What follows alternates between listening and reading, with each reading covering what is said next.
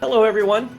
My name is David McLeod, and I am your life mastery coach and best-selling lead author of the brand new book, Gifts of Wisdom, Practices for Healing and Empowerment, which is now available on Amazon at the link below.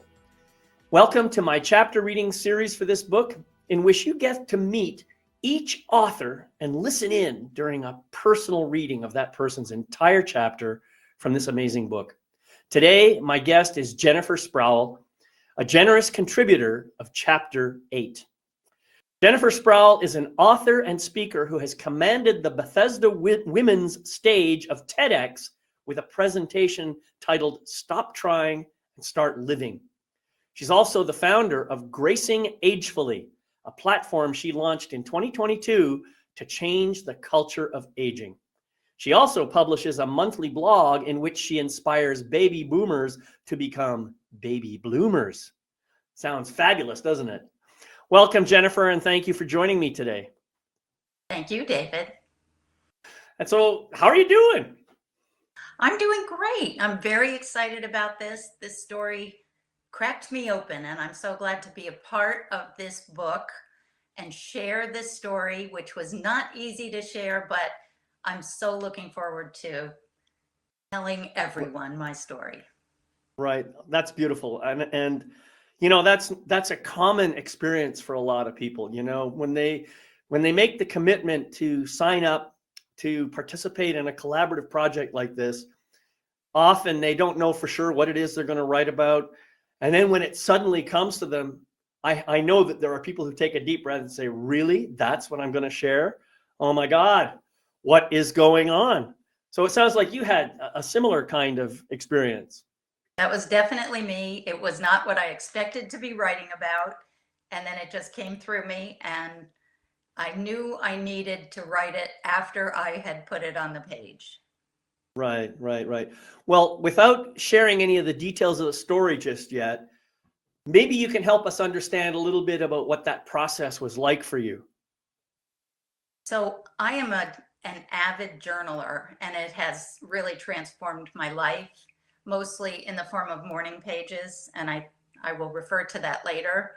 And then I started actually writing some of the things that were coming through after I cleared my head through the journal. So when I was approached for this book, I had a lot of ideas because this is really the space that I'm in with Gracing Agefully. And I want to change the culture of aging. But I think I was externalizing what I was going to write about. And then when I went through my process of doing my journaling and then telling this story came through. I was like, where did that come from? I had no idea. And then I thought, I've never told this before, and it's such a critical part of my life. So that's how it came through. Yeah, thank you for sharing that. It's a kind of an exercise in vulnerability, isn't it? Sharing the Mm-hmm. truth about what's gone on in your life. It definitely is. And I mention it a lot in the story that even writing it, I felt shame. And Hmm. fortunately, I was 30 years away from it. So it wasn't as poignant or sharp as it might have been before. But the process, and that's what you'll hear at the end, the process really was life changing of putting this story on paper. Right. Well, speaking from personal experience, I know that one of the greatest healers of shame is light. As soon as I stop hiding the things that I'm ashamed of and I bring them out into the open, I discover that there really wasn't as much to be ashamed of as I thought. And a lot of Absolutely. people are very empathetic. Yeah, that's the beauty of it. I appreciate Well, that. Yes. yeah. So I don't want to waste any more time here. I really want to get you to share what you wrote. And so my friends, as you're here just watching this video, just take a couple of deep breaths and bring your full attention to Jennifer Sproul as she reads chapter 8, The Unexpected Gift of Infertility. Know your backstory, heal your life. My story. You can't be my daughter, she chirped. I told Mom that I needed major surgery to clear a blockage in my fallopian tubes. She never had trouble conceiving. On the contrary, pregnancy was too often unexpected or inconvenient in her experience and my older sister's. Too many had become pregnant at inconvenient times. Maybe I was one of the inconveniences, given I came when she and my father were almost 40. In the 1950s, 40 was old for childbirth. She didn't flinch, knowing I'd taken this step with a prospective father who was frequently unemployed, a cinematographer, an artist. We weren't married after 7 years of living together in sin, as they say. Her uncharacteristic ease with my unmarried status felt more like resignation than acceptance. I was 37, still unmarried and in love. I'm not a whole woman without a man who loves me enough to commit. I'm not a whole woman if I can't have children. These thoughts ran on a constant loop in my head. I met him while he ruminated in despair. His brilliant, uber-accomplished, feminist ex-wife tore out a chunk of his heart by cheating on him and leaving, never delivering the promised child he longed for. This was my chance. I could fill the missing piece in his heart that would complete his love for me, and in turn, complete me as a woman. His only condition for marriage was my willingness and ability to give him a child. It's fair. I'm defective merchandise until the surgery that will fix me. A warm, soft cocoon of flannel sheets and down welcomed me at home. The wound in my belly, a throbbing scarlet dividing line between my upper and lower halves, reminded me that the mission was accomplished. It was worth it. I'm on my way to being a whole woman.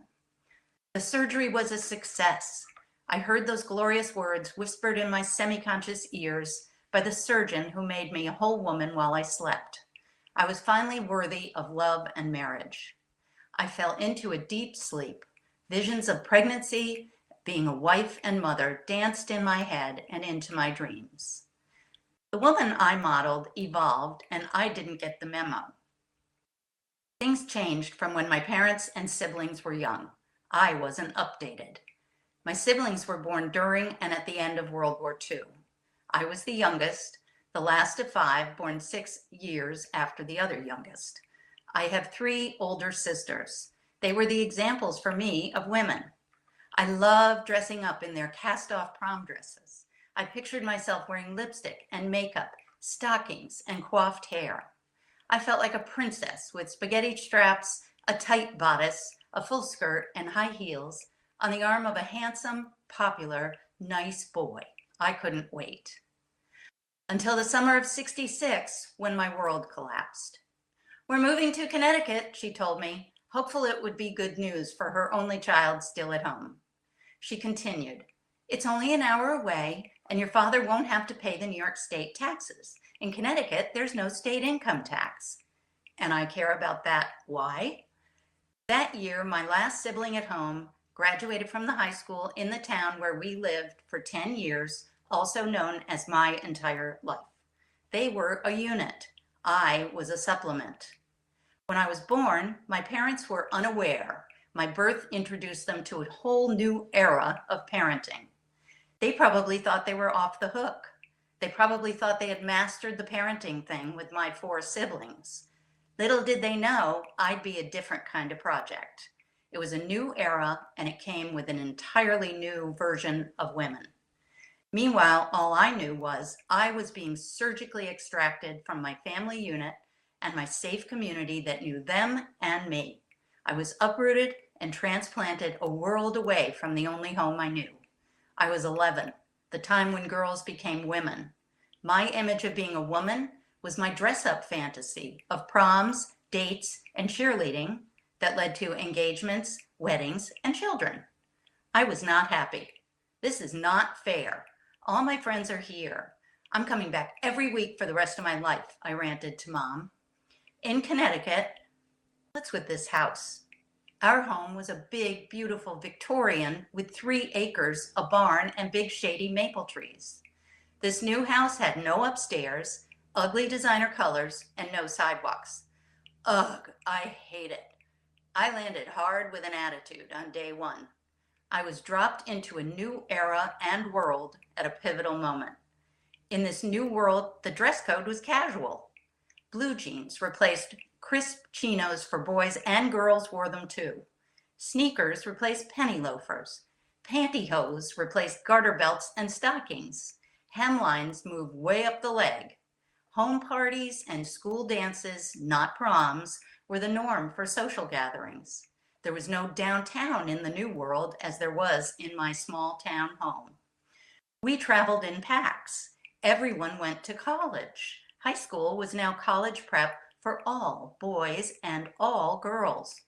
I was dropped into a foreign land and nothing looked familiar or like home. Nobody dresses like a princess ever. I'm not going on dates like my sisters. When a senior boy asked me out on a date my freshman year, it involved a car he drove, and Mom wouldn't let me. You don't know what boys will want to do if they get you in a car. It didn't occur to her that you couldn't go anywhere without a car in this new place. On my 13th birthday, October 26th, 1967, everything happened in one day. My first date was a group hayride with a boy who invited me. My first kiss, forgettable at best, and I got my period.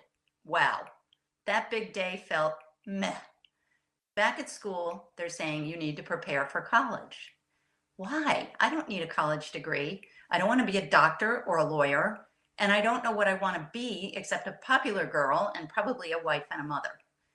Neither of my parents had college degrees. My brother did, but he was a boy. None of my sisters had 4-year degrees. My father was surprised when teachers told him, she's good in math and science. He didn't think girls could be good at those things. Boys and men, yes, but girls? I was confused. I heard messages that I wasn't like a woman. I read them to mean I wasn't feminine. That story became a tape in my head that played on a continuous loop. You're not enough. You're not feminine. You're not an attractive woman. You don't fit in. You're not right. I would work at being enough. I wanted to fit in. I didn't want the world to know I wasn't the woman I thought I should be. Meanwhile, Mom was my only connection to home who came with me to this new foreign place. I needed her to listen to my rants. I needed her to love me, understand me, and feel my pain with me. Instead, I got her diminishing, threatened self-esteem, pushing away my teen angst. Now I can look back and separate my melodrama from her menopausal survival drama about parenting a teenage girl in a new era and a new world. Dad was a pilot and away much of the time, so she had to navigate those turbulent seas solo. In retrospect, I realized we were both unmoored and seeking safe harbor in a roiling sea of uncertainty. We were too absorbed in our stories to help each other. That's my coming of age story, the story that landed me in my elusive cocoon after surgery, the cocoon of a whole, albeit outdated, model of woman. This story began as I was falling deeply asleep in the peace of believing I was finally enough. Then I woke up. My mother was at my home to take care of me. Why am I taking care of her? I thought. Why am I girding my loins to keep them from falling out on the floor? That's what abdominal surgery left me feeling like, so I can make dinner for Mom and my partner. She was too tired after an afternoon glass of wine, nor was she comfortable cooking in our kitchen. He had an exotic palate. She'd never be able to make anything he approved of, let alone eat. Dinner in a Dish from the Life magazine cookbook series of that name was a dish that would surely be the target of his merciless and hilarious ridicule, with a bullseye right on me behind. That's okay, I thought. I preferred enduring the searing pain of standing over the stove to the searing pain of his look of disgust when presented with something my mother might have set before him. As I write this, I feel ashamed. I can't believe I let a man define my worth, mistaking it for love. Months after surgery made me believe I was a whole woman, we still weren't pregnant. I hoped my partner would concede to marriage despite my infertility, given my valiant effort to remedy the situation. 30 years later, this is cracking me open wider than ever. My pursuit of love and acceptance through motherhood ended when I learned once again my fallopian tubes had scarred, blocking the tiny channel to my wholeness, my value, and my worth.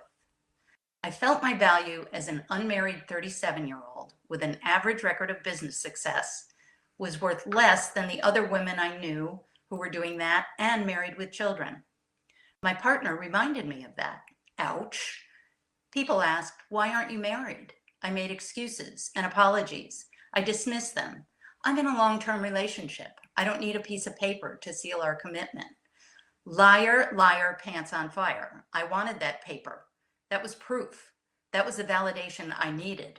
I was too ashamed to admit it to my friends and acquaintances. I was too ashamed to admit it to myself.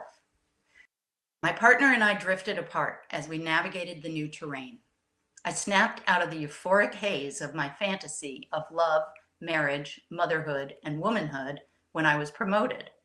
The promotion required that I move. "I don't want to move," he said. "I like it here." He wouldn't consider moving with me. The move was less than an hour from our home and in the same metropolitan area. Ironic? I think so. The raw truth of my misguided, eager acceptance of a man's commoditization of me finally hit me like a lightning bolt. Our relationship dissolved. Like salt in warm water. It was easy. He tried to keep a hold on me emotionally while he pulled away physically and left the country for his homeland for 9 months. He returned, his new wife and baby son in tow. Lightning bolt number 2, his mission was accomplished. Looking back today, I'm shocked. This blows a lid off my still partially locked down heart. I'm exposing my soft inner core to you, the world, and me for the first time. I'm turning 70 this year, dear reader. It's never too late to heal and move forward. Writing this and piecing together the backstory helped me understand why I did what I did. It allowed me to forgive myself. It showed me the breadcrumb trail that brought me to where I am today, and that is where and how change happens. The gift was clear when the lightning bolt struck. I woke up. I dodged a bullet. I saw myself as a whole woman for the first time. I am many things that don't include being a wife and mother. I'm smart. I am funny. I am strong. I am enough. I am a woman. Hear me roar? Just kidding. Like magic, I attracted a man who sees me for who I am. I wasn't convinced immediately. It took time for me to trust. It took time to open my heart to love. He was persistent, unwavering in his attraction. He wasn't playing games. He wasn't playing hard to get.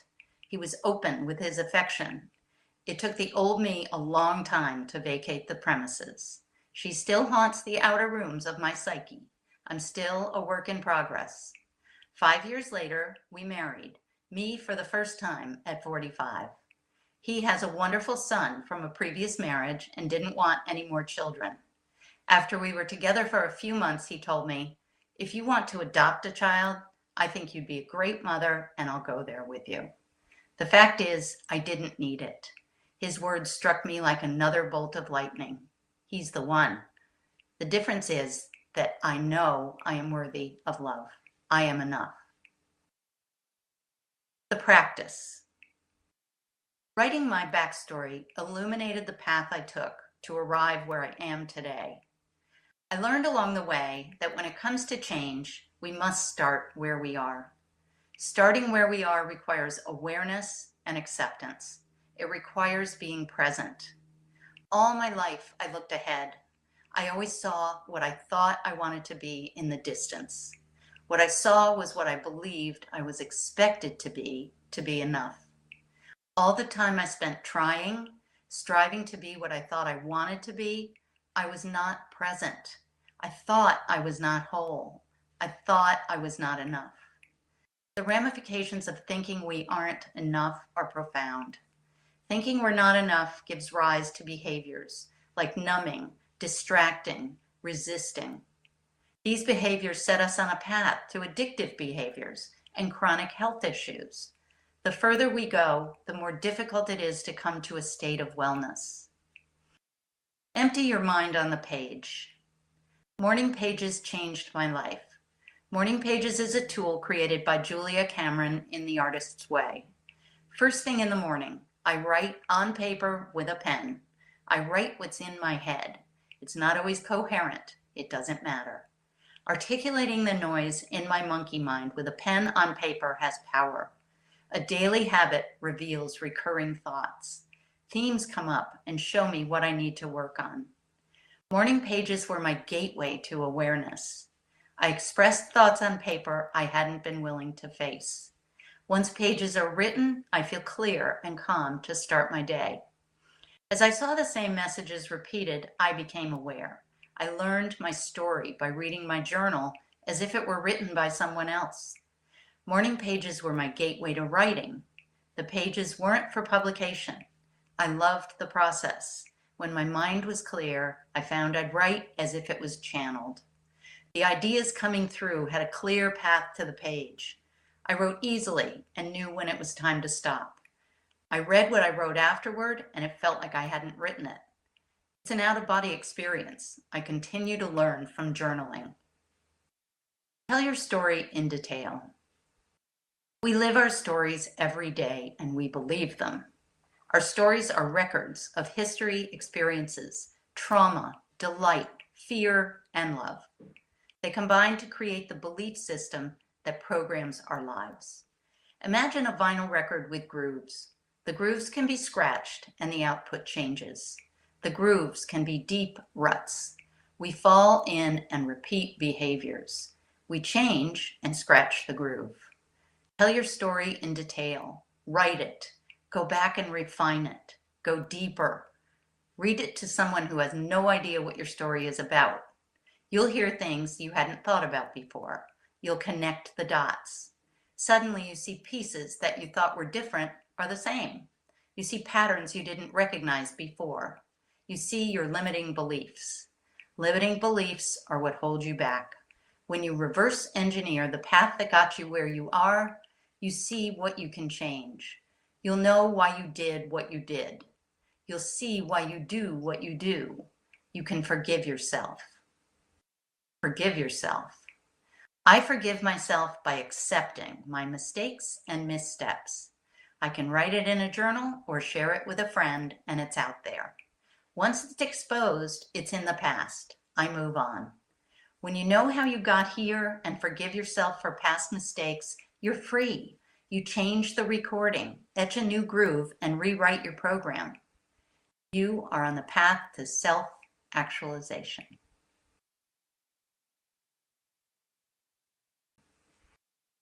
Thank you so much for that, Jennifer. That was really, really touching. I can resonate with so much of your story, although not the feminine parts, because I don't have that part in my experience. But much of the thought processes, the thinking patterns, the belief systems, all of that stuff, I know I can relate to it as a man, and I'm sure many people can relate to it. One thing that you said in your practice portion was start where you are.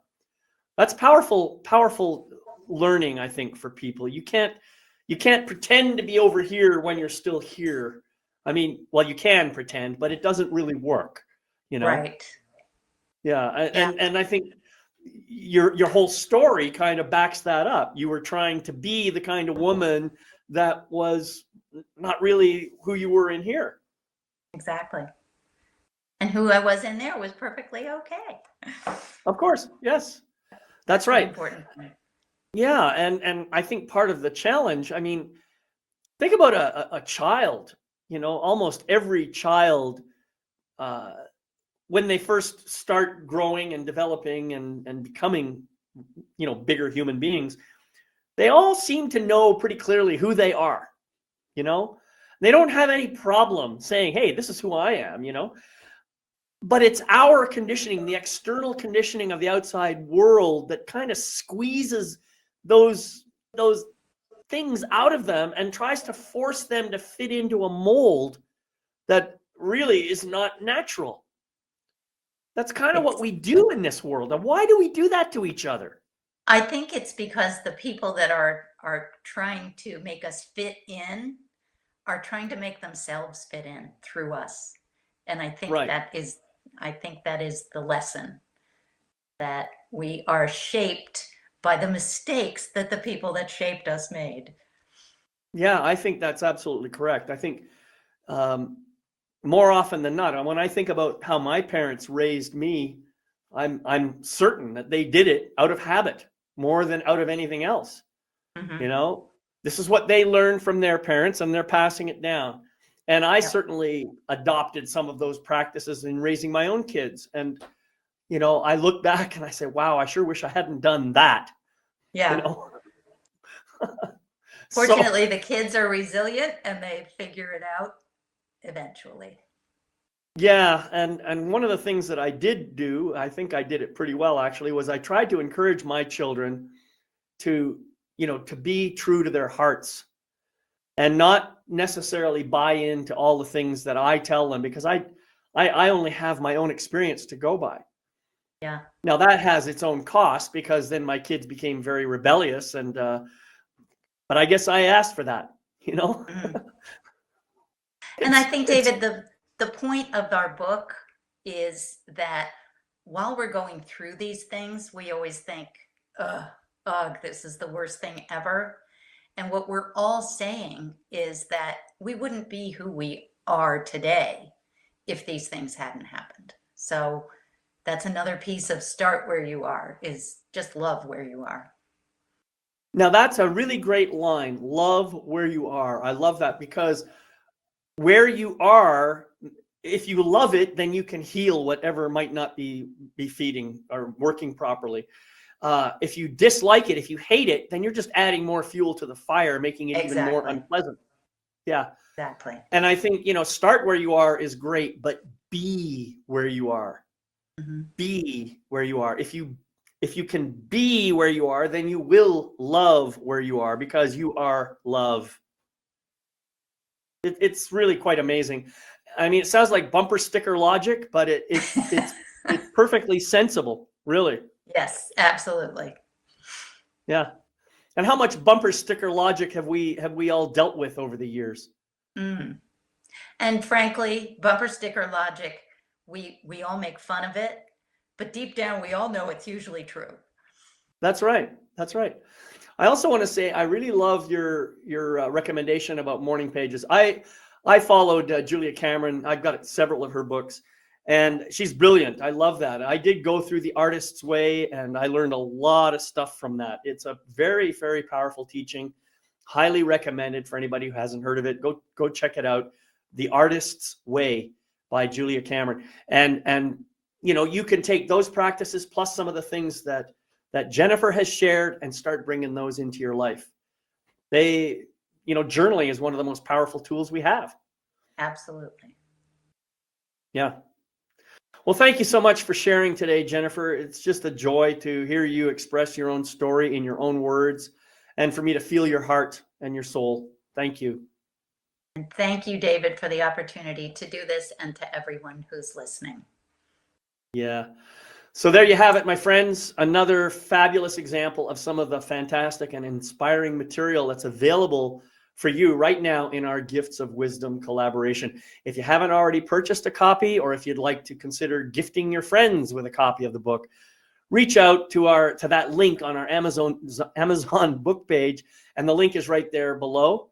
Also, if you'd like to connect with Jennifer Sproul directly, remember, you can reach out to her on her website at gracingagefully.com. Now notice that's gracing, Gracing, agefully.com. And again, I've dropped that link for you on the screen. Well, thank you all for listening in. I hope to see you again for the rest of the videos in this series. So love, light, and blessings to you on your continuing journey. Bye-bye for now.